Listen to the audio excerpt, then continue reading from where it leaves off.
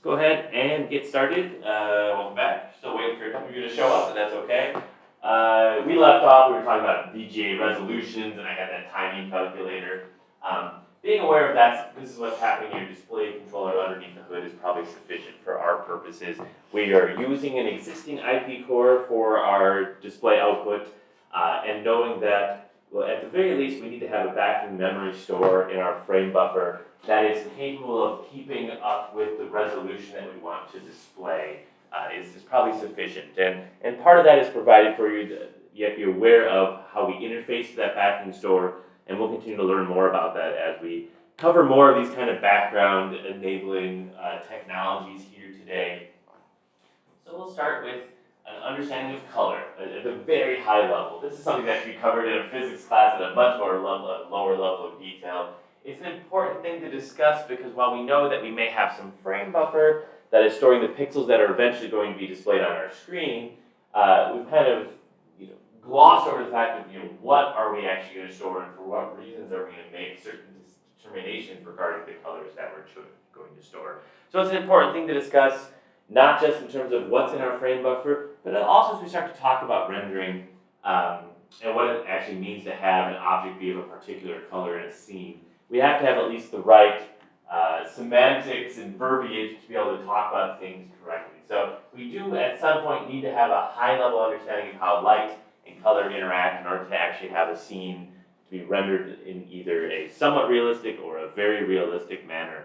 We'll start with a philosophical question. It's actually not a philosophical question, it's just more of a 4th grade question. Why is the sky blue? Any thoughts?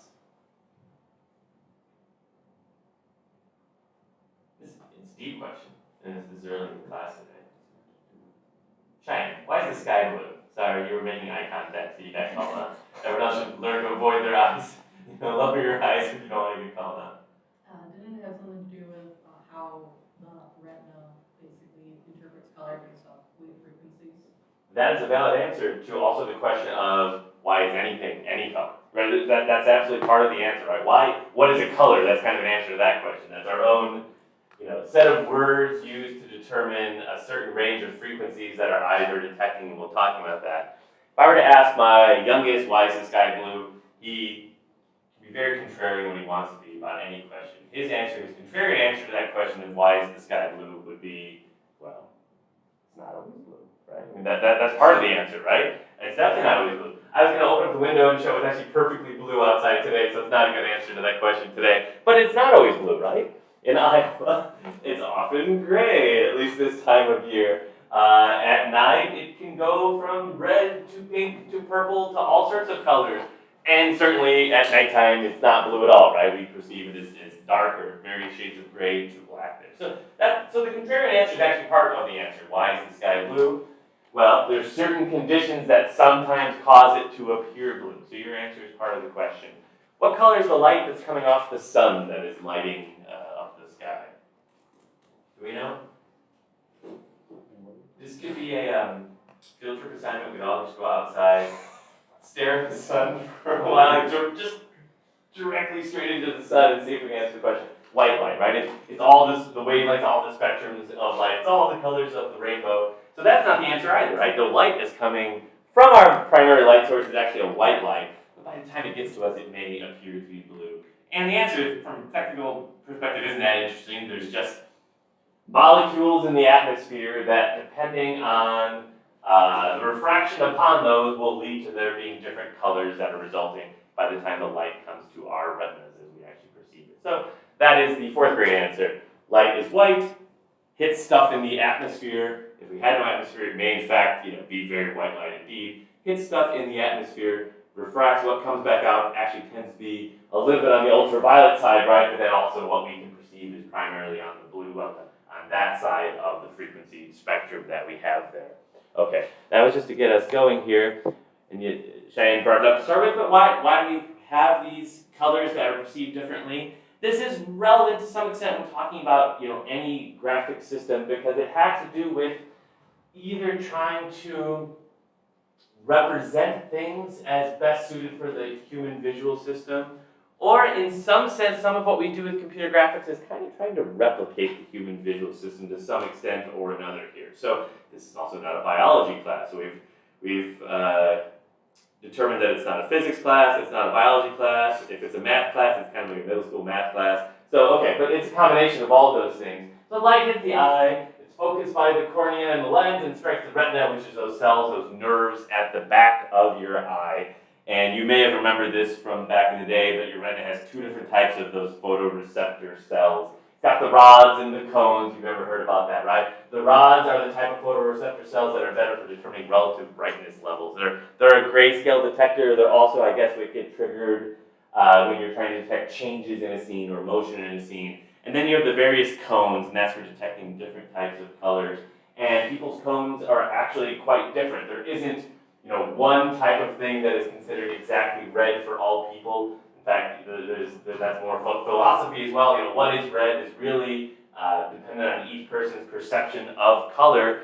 But in general, we can assign different wavelengths in the spectrum to those photoreceptor cells, and you see pictures that look roughly like that. That what we consider as red is a spectrum of wavelengths, what we consider same for blue and for green, and that's what the different flavors of cone in our retina are responsible for detecting and then sending to the rest of our nervous system there, connecting that straight to our brain.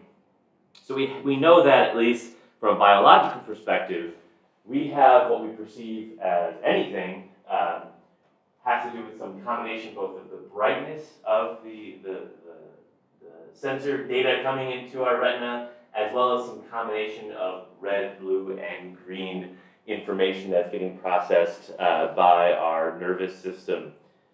That leads to a relatively common use of red, green, and blue standards for representing actual color across the spectrum here. So that those three spectrums that we were showing on this slide, they have some overlap there, right? There's certain colors that are a combination of blue and green, and some combination of blue, green, and red, or just red and green.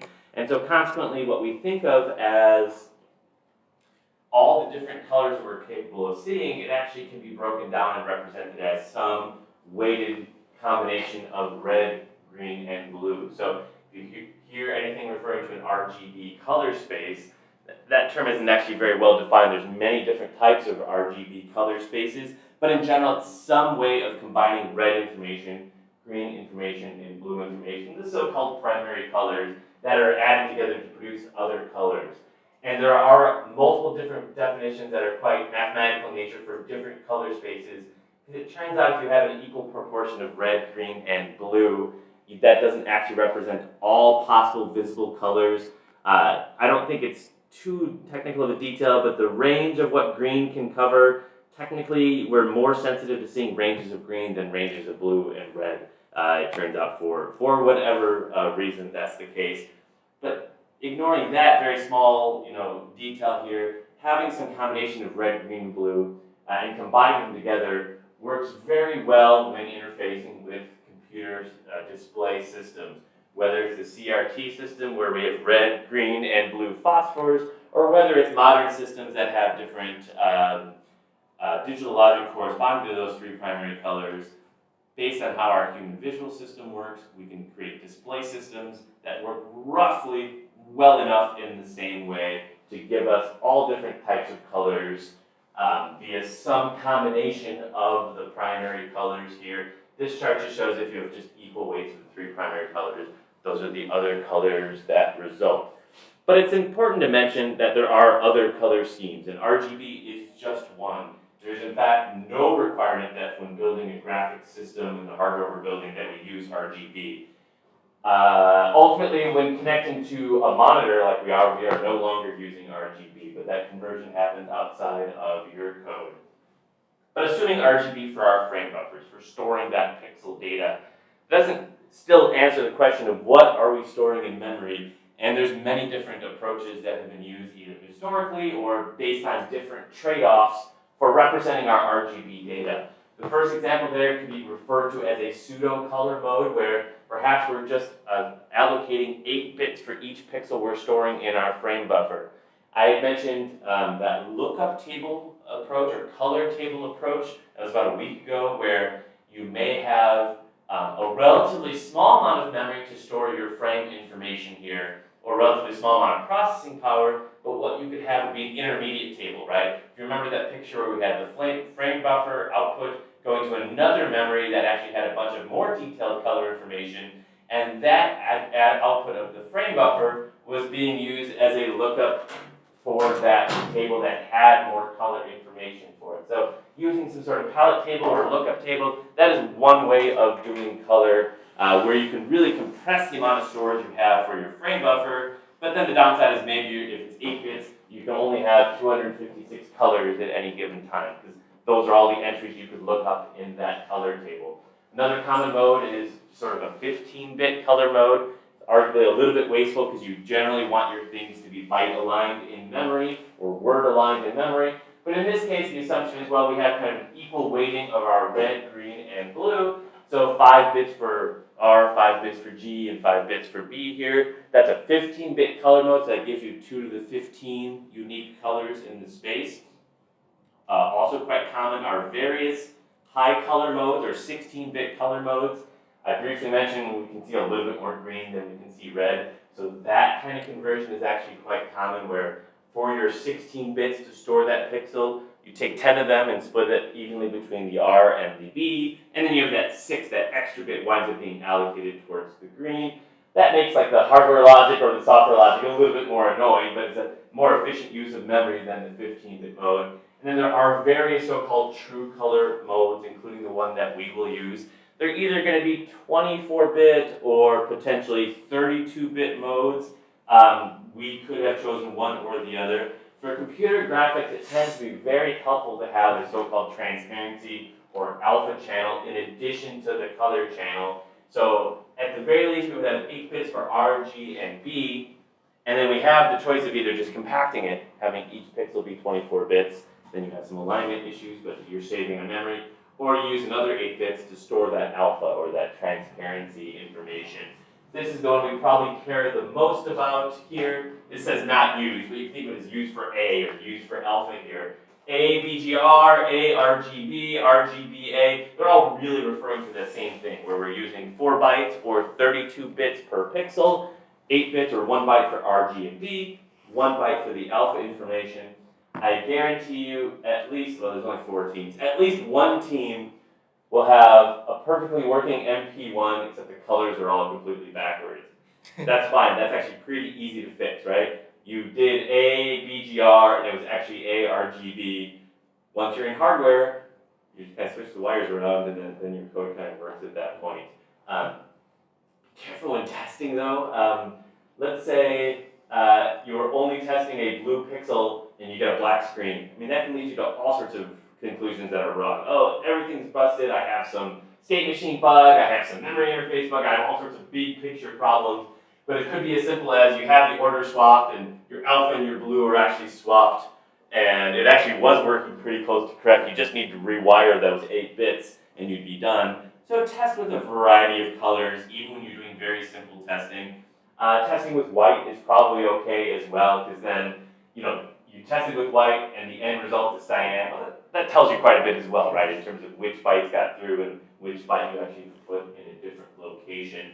So we'll be using, depending on where you're looking in either hardware or software, either ABGR or RGBA representation for our color, and there's other modes as well. You can certainly use floating point if you really want high precision, as well as for some advanced rendering techniques.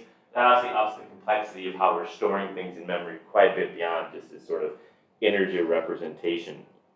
I will mention that though, one of the potential points of confusion for MP1, we haven't covered any of this in class yet, you're kind of getting ahead of where we'll be in class as we discuss this, is ultimately in the frame buffer, we have that row D there. That's what's going into our frame buffer. Every entry in memory, 32-bit value, that gets put in there. When we specify the input color for a vertex, and the term you'll see used both in OpenGL as well as in the hardware documentation, is when we specify that vertex attribute for color. An attribute, some characteristic of that vertex. Position is one attribute we care about. Color is another attribute we care about. Part of OpenGL is there's lots and lots of attributes we can specify. When we specify the attribute for color, that is still going to be in that fixed point representation for color. So there are going to be normalized values in the range 0 to 1 for R, G, and D. And a little piece of logic you'll be adding in your render output is to recognize, well, we have a value of 0.5 for red, and convert that to either 127 or 128, depending on how you implement that logic, and do that final conversion before it gets written to output memory. We do need to do that because what will ultimately happen is, looking at a single vertex in isolation, an integer would have been fine. But when we're going to do things like rasterization, where we determine this vertex here is fully red, this vertex down here is not red at all, we have to interpolate those values. So we're going to have fully red, a little bit less red, less red, less red, less red, and then not red at all, and in a gradient there. We need to have some sort of fractional data of red to be able to represent that case accurately. So our attributes are all going to be in that Q16.16 fixed point format. You can treat all the attributes roughly the same. Only when you get to the final render output stage, you then recognize, well, my frame buffer is one of these formats. In our case, it's format D here. I need to convert that fixed point, that fractional information, to a nice packed 32-bit integer to store into memory at the end of the day.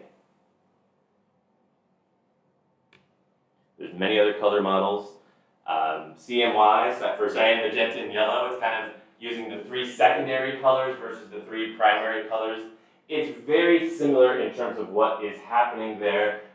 There's a nice property of CMY because for RGB, if you specify zeros, you get black. Whereas for CMY, because it's the secondary colors, when you specify all zeros, or the default case, you get a white background. So white is at the origin of that Cartesian space in color, and black is when all C, M, and Y are at maximum values. That's a very useful, and your printer probably works on this principle if it's a color printer. It's very useful for printing on hard copy or on paper printers as a color model for representing it. I asked it as a quick throwaway question here. Why is it useful to have CMY as your color model, your model for your printer versus RGB? Your paper starts white.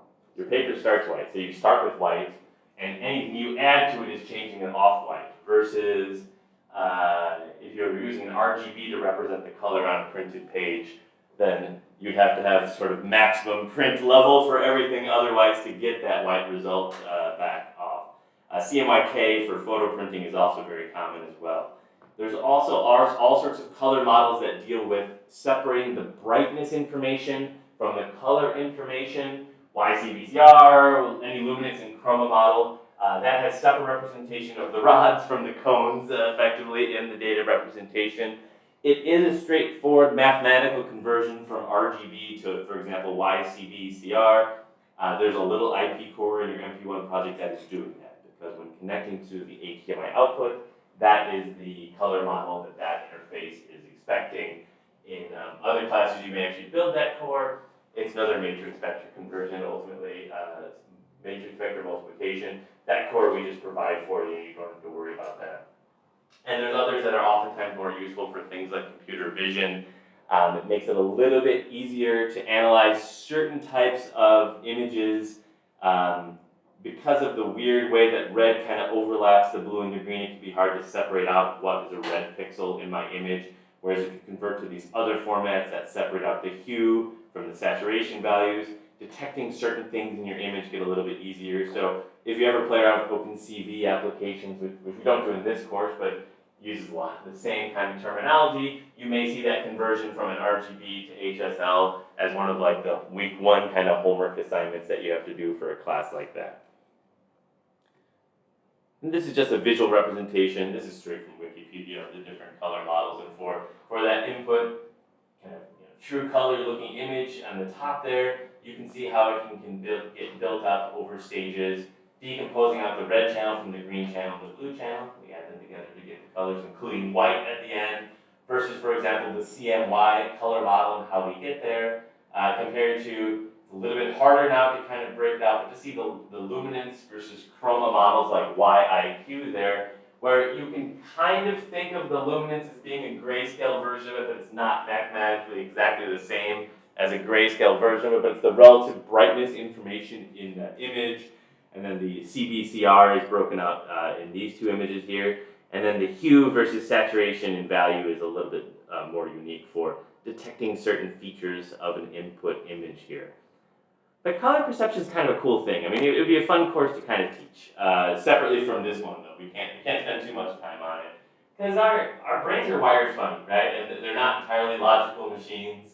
And we have these rods and we have cones and they connect to our brains and then they tell us certain things about perceiving color here.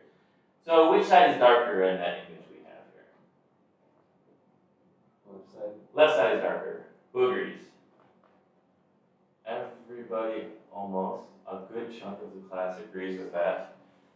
And I know, I'm not playing tricks, just showing you that color is kind of cool. If we add that black bar there, and I guess you kind of have to take my word for it that that's all I've added is a black bar between those two images there, because it's PowerPoint. Our rods and cones are actually only good at perceiving relative color and brightness.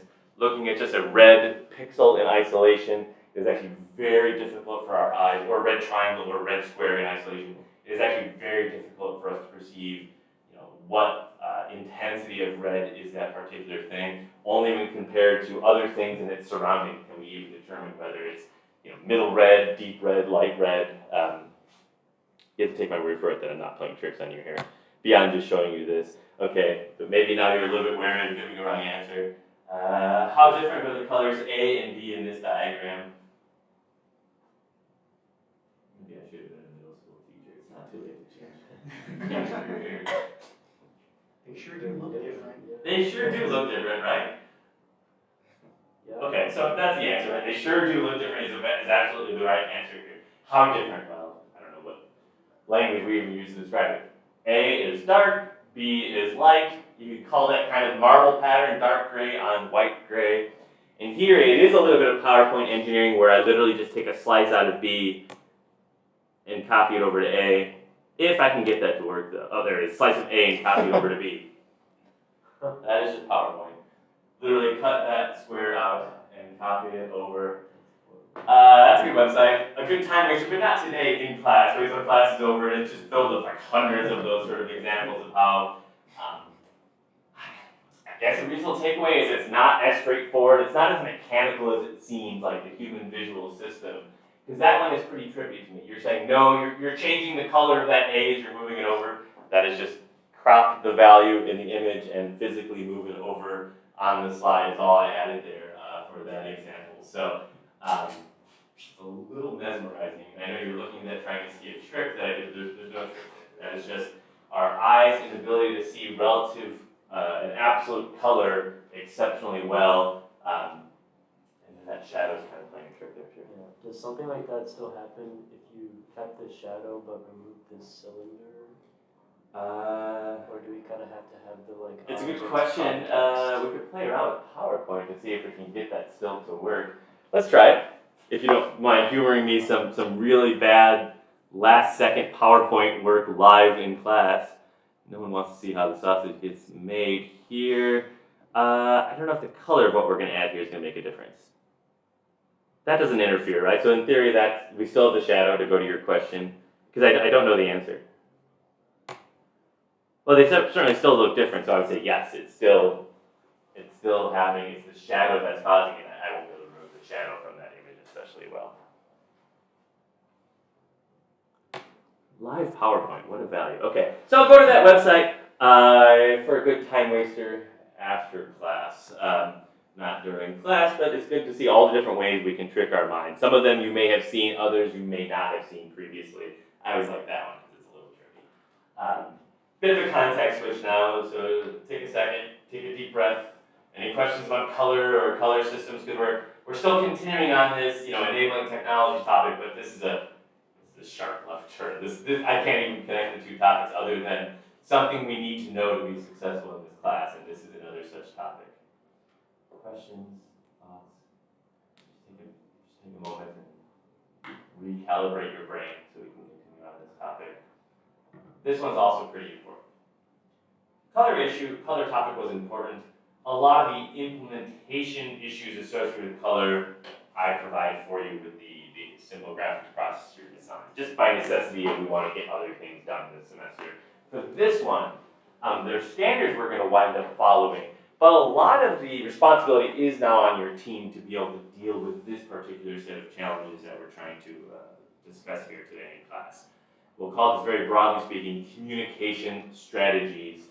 The very big picture is you have just two components that are doing their work. They're operating in parallel, concurrently with each other, and they need to communicate and or coordinate with each other. I think it's fine to think of it as we have our CPU and we have our GPU, and they need to send data back and forth, or at least coordinate some work that they're doing in parallel with each other. They're either going to be on a single chip or on different chips. The solutions tend to look quite different for off-chip communication versus on-chip communication, but the concepts are roughly the same from a digital logic perspective. CPU and our GPU, or IP core A and IP core B, and they need to coordinate and or communicate with each other.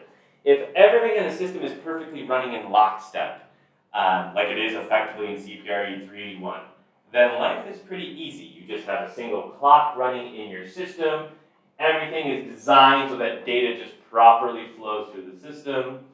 And we know that in practice, when we need data to no longer flow perfectly synchronized through the system like in 381, well, you spend a few weeks just on that scenario, right? Well, I need to make sure this data value holds for one cycle, or I need to forward this data value back one stage so that we get the correct result at the right time. There's a lot of additional work required just for that very small synchronization problem. In general, this is a big picture, difficult problem to solve in designing communication systems for on-chip communication. Off-chip communication is equally important. There's a lot more things to cover there, and for what you're designing, where you're designing entirely resident on a single FPGA, you really only have to worry about on-chip communication for the rest of this semester. So how do we do valid transmission from the thing on the left to the thing on the right, and guarantee that the transmission happens as we expect it to? We'll talk about a few different approaches today. The final sub-bullet there of shared buses and arbitration is equally important, but we'll get to it for Tuesday so that you'll be ready to kind of apply that in lab next Wednesday. The basic idea of what's referred to as handshaking, you know, as we shake someone's hand, right? And sometimes it's awkward, right? You're walking up to someone, you're at the career fair, and you're not sure, am I supposed to be shaking hands? And it's kind of just awkward, and like, you don't quite do the handshake, and then you've already kind of flubbed the interview at that point. But the idea in handshaking and transmitting data is you have a receiver that is receiving some data and or performing some action at the request of a sender. I'll also mention that as you look up concepts in this general field of data transmission, the nouns are a little muddled. So sender, receiver is a valid way to think about it. Initiator, responder is another term we'll use. In like old school technology, you'll hear like a master slave is a technology terms that are being used here. Sender receiver is pretty decent for what we need to have in mind here. Somebody is starting the request, somebody else is responding to that request. That doesn't mean the data only goes in one direction. At some point in life, we may want this module to request or to initiate a request and this one to respond to it. It's the same solution, we just kind of swap the colors and swap the order of what's happening here. So we don't lose too much generalization by just thinking of it from one direction for now. If you need to do both, you just kind of implement the solution twice effectively. So we have a sender that is kicking things off. Some logic in the sender says, I need to do something, either tell the receiver to start some command, or here's some data that the receiver needs to have at this point in time. Our goal is to have the reliable passing of that control and or data between those components. And the major complexity is that these are two different components. So whether or not there are two different designers or you've designed both of them doesn't really change the issue too much. But one thing that is very often the case in building these synchronous systems is that they could be driven by different clocks. And here I'm not saying 99 megahertz versus 101 megahertz. It could be 1 megahertz versus 1 gigahertz type of different clocks between those systems, depending on the interfacing that we're doing here. They could be subtly different, they could be significantly different. We need to be able to reliably transfer that information over. And in reliably, I mean not just done once, but done only once. So if I send do command, the end result is I don't ever want this command to happen twice or 3 times. Or or 0 times. I want it to happen exactly once. Likewise, passing data, if I have 1 block or byte of data I want to transfer over, I should have that happen exactly once and not 0 or more than once time. There's 4 different types of handshaking. Once we get past the first couple, I think the rest of this will make some sense for us. Here's the so-called one-way handshake here. So that first diagram in the upper left is just, sender initiates some command, or you can think of it as data, it's the same concept. Receiver is supposed to be waiting for that command to happen before it does other work. But we know, as someone attempted to quote me, everything in this class is a state machine. Well, everything in digital logic is ultimately a state machine. We have a state machine for the implementation of our sender, we have a state machine for our implementation of the receiver, and they should have some state in each of them corresponding to each side of that transaction, right? So there should be a, send command state in the sender somewhere. Don't just name your states state 0, state 1, state 2, state 3, state 4. I understand the desire to do that. Name them something that you can look back on the next day, the next week, and it still makes sense to you. But okay, we have an S command state. The other ones are called S1, S2, S3 in this diagram. And then we have an R command, or R wait state is what it's called here. And we have a transmission that happens where in our timing diagram here, our clock is ticking. S state is at various states. Hey, it's time for me to send a command. I actually pulse or send that data, whatever it may be. The receiver is waiting, gets that command. It then does whatever it needs to do when it receives that command. And that, we can't say with any generality what's happening here or what's happening here, but the idea is sender's doing some work, it wants to send some result or some command. Receiver is waiting for that command, it's waiting for it being told what to do. It receives that command, then it does something, whatever that something is. That is a so-called one-way handshake. That is, I'm walking up to you at the career fair, I'm not waiting for you to even raise your hand, and I'm just thrusting my hand directly into your chest, hoping that your hand is ready to receive the handshake first. I don't recommend this. Either at the career fair or in digital communication, what is the problem with that approach? At the career fair, why don't we want to do that? Shove my hand into the person, potentially hiring me. It's rude. It is rude. If my goal is to complete a handshake where I've shook the person's hand exactly once, because it's also awkward if the handshake just keeps going and it doesn't stop, and it's very awkward if you just completely miss the handshake. We don't really guarantee either with that approach, right? We may get 0 handshakes, we may get somehow multiple handshakes, we may get exactly 1 handshake. So it's not guaranteed to fail, it's just maybe not a reliable strategy. Okay, no more career fair analogies. For this data transmission, what could go wrong? There's a lot of things that can go wrong, so don't overthink this. What could go wrong with this setup? I mean, the receiver might not get the command or be ready for it. Yeah, there's nothing that at all guarantees in this system that this happens to be here. And this is supposed to be 1 state here, that's like the decision. Command received, or command not received is what that just meant to be a decision point inside that state machine. It's an if statement in your state machine. There's no guarantee we're in that R wait state. This diagram happens to show it being already in that R wait state, but there's really no guarantee it happens to be in that R wait state. Sender is in send command state. It sends the command. It has no way of knowing whether the command actually was received. Now you may say, well, we'll just reset our state machine such that this is in this state. Okay, that'll work for the first handshake, but there's no guarantee that works for the second handshake then. It's in that state. It's not guaranteed to be in that state the second time around you want to do that transaction. If they're running at different clock speeds, what also might happen here? If the sender is, let's say, significantly faster than the receiver, which is a very common concern.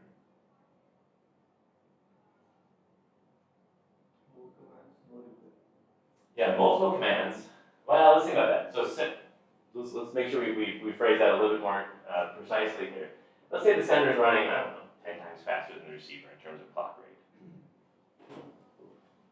Send command, this unit's on the receive command. Send multiple commands. It appears that all of them went through, but maybe only 1 of each 10 went through. We've dropped a lot of data or dropped a lot of commands. What about the other way around? What if the receiver is 10 times faster than the sender? it's hard to say less common, more common, but it's also something that's a possibility for us. If the receiver's 10 times faster, what might happen? Say again? It works well. It works well if the receiver's 10 times faster? Well, could it be that it would receive like multiple commands if the command is high for like multiple clock cycles from the receiver's point of view? That's a very nice way to phrase it, Ben. Thank you. The command, if this one is slower, the clock frequency of this one is slower, we sent just one command. If the receiver is significantly faster, it received the command. First handshake went well. But then it's actually just spinning through in this loop while command is still high. It has no way of knowing, was that one command I received, or was that 10 commands I received, or 10 data values that I received? Absent some higher level protocol type of information that would guarantee that, we could in fact receive multiple blocks of data when only one was intended by the thing. So the one-way handshake only really works if your whole system is already perfectly synchronized. It's not really a handshake at all, just going up and thrusting your hand in someone's face. Much more common implementation is the so-called two-way handshake, where we now have an additional signal here. So we have both the command or you can think of it as a request signal is fine as well. And we then have some acknowledge signal coming back out. So state machine-wise, it's a little bit different from both perspectives in that we have now an additional state for the receiver here. We're waiting for the command. When we've received the command, we get to move on, but we then also pulse this additional signal called the acknowledge signal high. The sender is sending the command. It doesn't move on until it actually received that acknowledge signal. I think it's fair to say that this is better than the one-way handshake for at least some of the obvious flaws that the one-way handshake has. But if we were to work through this with different clock domains here, we see kind of the same issue of multiple sends or perceived multiple reads would still potentially happen. Let's say the sender is much faster than the receiver. We do a send, we get acknowledge high at an appropriate time, we spin all the way back down through our loop. If acknowledge is still high from our clock's perspective, we then send again, or perceive that that second send happened, and the third send happened, and the fourth send happened. Likewise, the same exact thing can happen from the command's perspective. I'm waiting, or for the receiver's perspective, excuse me. I'm waiting for the command, I got it, I send ACK, I spin all the way back around because I'm much faster than the sender. I thought that I received two commands, when in fact I only received a single one. So the fundamental flaw of the one-way handshake, I think, is fixed with this approach of there is an actual handshake here, right? Both people put their hands up to confirm that the handshake has happened. It doesn't really fix the clock issue at all. There's a so-called three-way handshake, which is in use in certain types of asynchronous bus interfaces. Now there's an additional step. So one way, there's one step. Two way, there's two steps. Now there's three steps for the three-way handshake.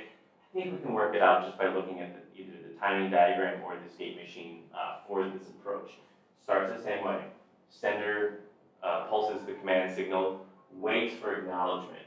We're also now going to acknowledge that that command has been acknowledged by waiting for the command line. That's what that dash or prime means here. We wait for command to go back down before we actually start to process that command. Another way to look at it just from the timing diagram, I think, is these three steps. Command goes high, acknowledge goes high, and command goes back down. That's a not terribly uncommon way to do asynchronous bus interfacing. It still has the same problem if the sender is faster than the receiver. So it fixes the receiver faster than the sender issue, and I think you can see why that if the receiver is much faster, we're going to get stuck on that second command down state, or on that first command down. We're going to have to wait as long as we wait for command to go down. The next time command goes high, that means it is a separate command. So if the receiver is faster than the sender, this approach perfectly works. If the sender is much faster than the receiver, it still has that same issue where I perceive that acknowledge being high when in fact it's still acknowledging the first request and not acknowledging a second request. One-way handshake, two-way handshake, three-way handshake. What do we think happens with the four-way handshake?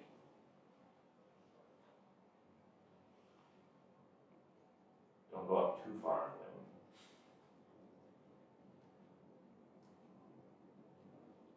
What happens in the four-way handshake then? This is the three-way. No, I would agree. Four-way. first way, command. Second way, command, acknowledge. Three-way, command, acknowledge, command goes back down. Acknowledge has to go back down. This is a very common approach to doing synchronous or asynchronous modules with this digital communication between them. So those are the 4 steps of the 4-way handshake. Command goes high. That is, this here. That's first step. Sender waits for acknowledge to go high. Receiver waits for command to go back down, and sender waits for acknowledge to go back down. That the sender is now completed that actual transaction here. That generally solves the issue of modules running at different clock frequencies and making sure that they are synchronized with each other in terms of that command acknowledge pair going up and going back down happening on both sides. It doesn't actually solve the problem of the clocks synchronizing, so in terms of actual implementation, you ultimately need some extra little 281 style logic to get data at equivalent rates as each other for the commands and the acknowledges.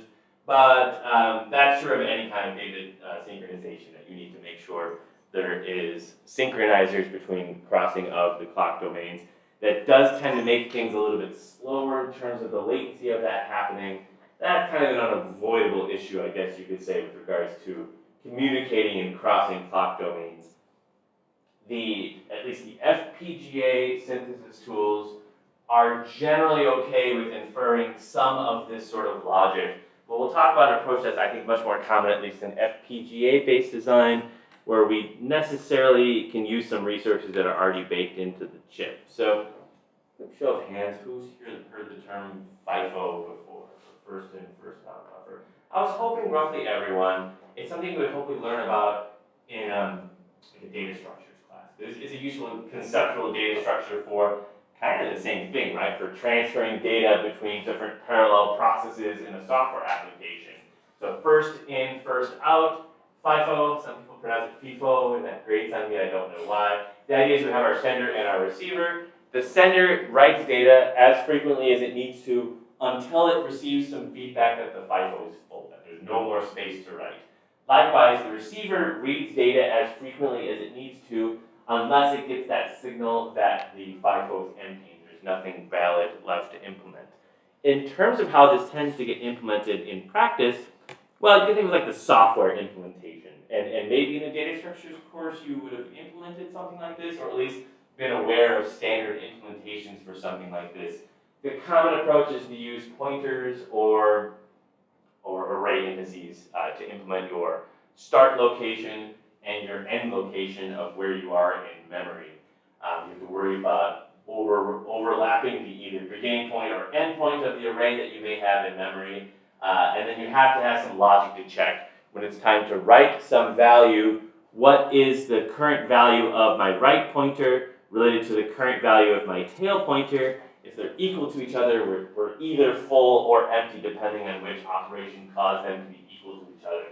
Every time we write something to the queue, we increment our right pointer. Every time we read something from the queue, from the FIFO, we decrement our tail pointer. And that gives us, even though the memory itself, isn't physically moving in any way, shape, or form, that gives us the perception of there being this valid sub-range inside that memory, where if we have the most fresh value being pointed to by the right pointer, and the least fresh, ready to be read value being pointed to by the tail pointer, we just have to be a little bit careful with potentially atomic access to this data structure, and we have to be a little bit careful to make sure that our logic is correctly determining whether it is empty or whether it is full. They both correspond to the pointers being equal to each other. We have to make sure we know, are they equal to each other because we ran out of space, or equal to each other because we've used up and read all of the values that we currently have in that memory.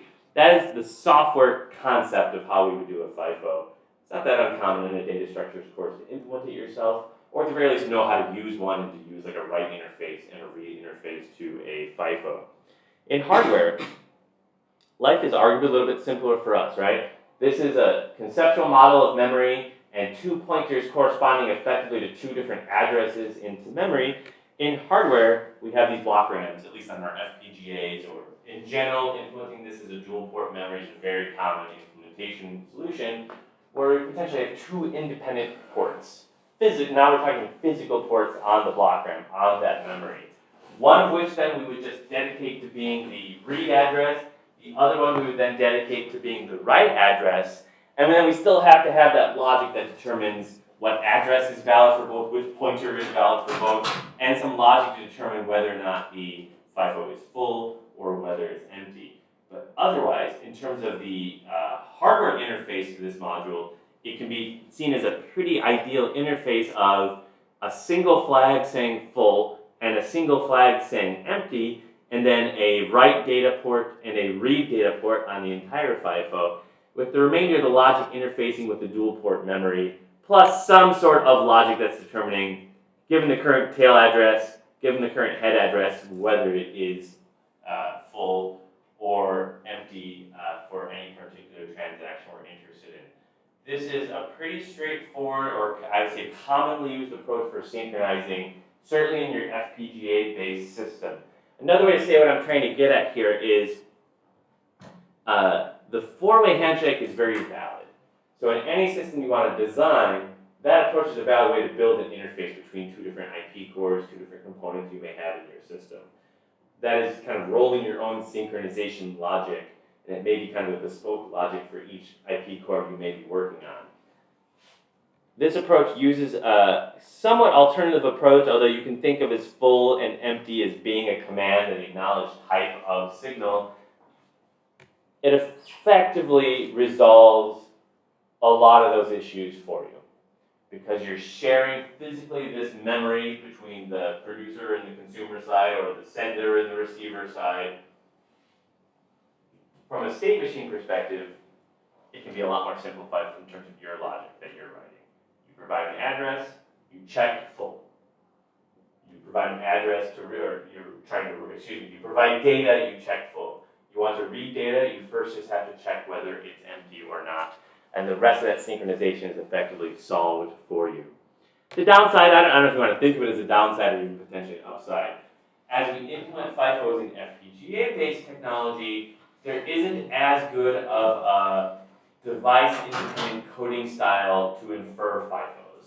And by that I mean, when we had that block RAM that hopefully your MP0 designs were using, we didn't have to custom configure an IP core in the Vivado toolset for it.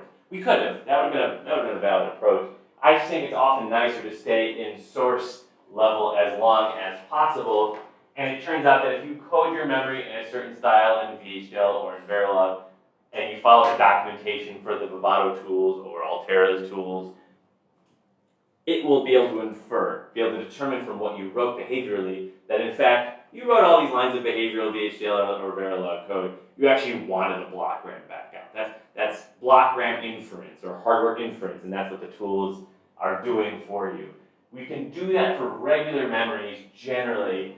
To this day, to my knowledge, there's really no good way to do that with FIFOs. It could just be that the logic is just a bit too complicated to be able to have a really independent way of inferring that type of logic. So while FIFOs are very useful for solving the synchronization problem, they do add a slight complexity point in terms of dealing with your design, which is you can't just write some VHDL or Verilog and boom, automatically get a nice silenced FIFO back out. You generally have to use an IP core generator. If we crack open the MP0 project, I know you probably flushed this from your memory, but it wasn't that long ago. It was mostly a source level project. There was no block diagram we had to generate for this one. But as you looked at it a little bit further, you may have noticed, so for example, like our memories, this code is old enough that I had to use Verilog for this purpose. Verilog has a very nice feature where you can initialize the memory with contents of a file with a single line here. It was able to infer, assuming we didn't interface with it improperly, it was able to infer a dual-ported block RAM from that block of Verilog code. That code wasn't written accidentally. If you look at the Vivado documentation, the Vivado synthesis guide, it's called, it says, do you want a dual-port block RAM with enabled ports? Your code needs to look exactly like this. And so that's why the code looks exactly like that. There is no such thing, to my knowledge, for FIFOs. This design did have a valid need for a FIFO because we were going to be crossing clock domains ultimately. Most of the stuff was running on 100 megahertz. We're interfacing with a UART at the end of the day to kind of spit data out over the serial port. and that tends to have a requirement of a different clock depending on the baud rate of that serial port. That's a pretty common, handshaking problem. We could have written some custom logic. The UART that we kind of borrowed, stole, whatever you want to call, grabbed from the open source community, had effectively a just data interface to it with no synchronization logic built in. The best way to interface that then is with a FIFO. So if you look at me, close that back up, you have all these .vhd, .v files in your design. There's now, Xilinx core interface, I don't know what the XCI file extension stands for, but that is now a non-source instantiation of an IP core in your design. And now your design, approach is quite a bit different, right? When you're writing VHDL or Verilog, you're thinking about syntax and like what will this synthesize as, what will it be behaviorally in simulation. And now it's much more about, think back to 288, now it's back to reading the data sheet. And for better or for worse, each of these IP cores have like a 50, 60 page data sheet associated with them. Trial and error is okay if you have the time to trial and error, otherwise you do have to go click on that documentation tab and read through all the various options and what they mean for a particular IP core here. Because for the better ones, the more useful ones, they tend to try to encompass a lot of different usage scenarios into a single IP core. And for this one, for example, we have many different choices in terms of how it's going to be implemented. In our case, we want independent clocks, so we have a few different options there. Depending on the FPGA, there are certain different types of memory resources on chip we can take advantage of. For example, we can also then change what kind of signaling interface we want to have on this IP core. We went with native, which, because we're not interfacing to any other system, most of this semester we'll be using an AXI stream interface to the FIFO core. Next week, Tuesday, we'll be talking about the AXI interface because you're going to be fairly fluent in AXI by the time you're done with NP1 and certainly by NP2. For our native core here, I don't usually have to show disabled ports because those are just all the different features this IP core could have. Things like, for example, valid, that's not very useful. There should be both a full and an empty port associated with this standard FIFO. You can also specify things like, am I almost full or am I almost empty? That could still be useful. You can say, here's the size of the FIFO, here's the level to which it's not 100% full, but it's getting very close to full. That kind of helps fix sort of off by one logic errors in your state machine that's interfacing with this.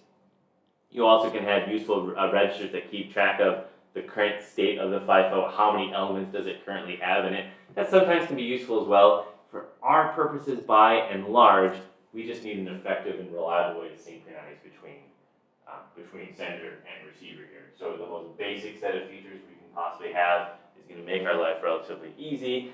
And these ports that we have here, which I now realize I have to kind of expand to see, are here. It'd be nice, I feel like, if it drew the right port on the left side and the read port on the right side, but that's all just an abstraction anyway, and we can kind of see what we have here. A 64-bit data interface, 64-bit FIFO on the right side.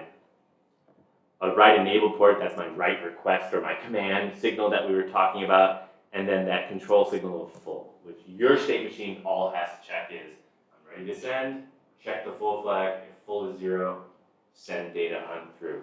Likewise, on the read side, an empty flag and a read enable flag, same kind of logic on the read side. If it's not empty and I want to do a read, set read enable, get my data back out. You can also kind of see, you might have to really squint to see that at all, and that's fair. The other nice feature of a FIFO is beyond just allowing you to cross clock domains. We have two different clocks here, a write clock and a read clock. Also kind of solving the synchronization challenge for you. It also can be used to solve a data serialization for you, a problem for you as well. In this instance, what we see happening is we're running to write 64-bit blocks at a time. That was the data that we're sending out over the UART. It didn't have to be 64-bit. It could have been 8-bit. It could have been 128-bit. That was the design we have for MP0. On the read side, because we're interfacing with the UART core, they usually want to send a single byte out at a time. That's an 8-bit read interface. And the FIFO's buffering strategy then kind of take care of that sort of bookkeeping for you of sending 64 bits at a time I'm actually gonna need to do 8 reads for every single write that I have here. Just a matter of keeping track of the status for whether or not the FIFO is full or not. I don't want you, as you're designing your own FIFOs this semester, and you will in fact be, I don't want you to worry too much about, this should be under the basic flag here somewhere, let's see here. Native write depth of how many entries are actually possible inside our FIFO. 64 is an arbitrary number. We could have changed it in this design to be 32,768. We could have changed it to be 16. In theory, that's an important consideration. You have to consider the various data rates of sending and receiving in your most common case or your extreme case and determine how big does my FIFO need to be to make sure I'm not bottlenecking the system at all. In practice, it's not going to matter all that much. Oftentimes, your receiver is going to be either much faster than the sender or much slower than the sender, and there is no size FIFO that solves that problem for you. You're going to have to wait for the receiver or wait for the sender. The thing that can oftentimes be useful to check, and I don't see it here unless it's maybe listed in the summary tab. It is actually listed here. It's kind of subtle. I agree with that. Block RAM resources that it's using. These are the physical memories that are available on chip on your on our FPGA that we're using this semester. It is using one of those block RAMs to implement this FIFO. If I were to go back and change this number to 32, so 32 entries in our FIFO versus 64, you're not going to ever get half a block RAM. So there's no, to me, there's no value at all in having 32 versus 64 for this one. I haven't played around with it in quite a while. I don't know what number we have to get to. We also could have had 256 entries. Eventually there's a trade-off involved. Technically, if our write depth is 256 versus 64, you need an 8-bit value to keep track of that versus, a 6-bit value, but that shouldn't really matter very much at all in terms of resources. Eventually, this is going to start to use, more block RAM. So be a little careful, right? Hey, I'm just going to create a FIFO and have 32,000 entries inside my FIFO. I've now used 64 block RAMs on the device. I don't recall how many block RAMs we have in total. It's not a very large number on that particular device. We have to watch out for that at the very least. We're using our FIFOs just to deal with synchronization in our design. We're not necessarily getting any kind of performance benefit in having a FIFO. It's a design simplicity. It's to guarantee good synchronization between our various components. Because while this may seem very abstract to us at first, this sender-receiver concept here, all of our code, right, we're building a pipeline, and a logical pipeline, and then ultimately kind of a physical pipeline of these IP cores. They're all going to be operating not necessarily at different clock frequencies, but at different data rates. So every vertex that comes in, there may be a lot of initial work I have to do. And then later as I assemble a triangle, there may be quite a bit of work I have to do on that particular triangle. We're going to have sender, receiver. That's how we're going to build up our graphics pipeline. So being aware of the use of FIFOs and knowing how to interface with those FIFOs is pretty important for what we're going to be designing, even starting in MP1. Let's leave things here for today. Tuesday, I'll talk about the AXI standard. You may want to look ahead in terms of, if you're going to be working on the lab this weekend. It is an exceptionally dry topic, but we'll do our best with it on Tuesday. We have to cover it and make sure we understand it, and we'll try to get through that on Tuesday. And then for Wednesday, I think at least things will seem a little bit more familiar looking, and the names will sound more familiar as you're diving really into that hardware design for MP1. Okay, let's leave things here for today. Go play around with some visual tricks and see what you can come up with.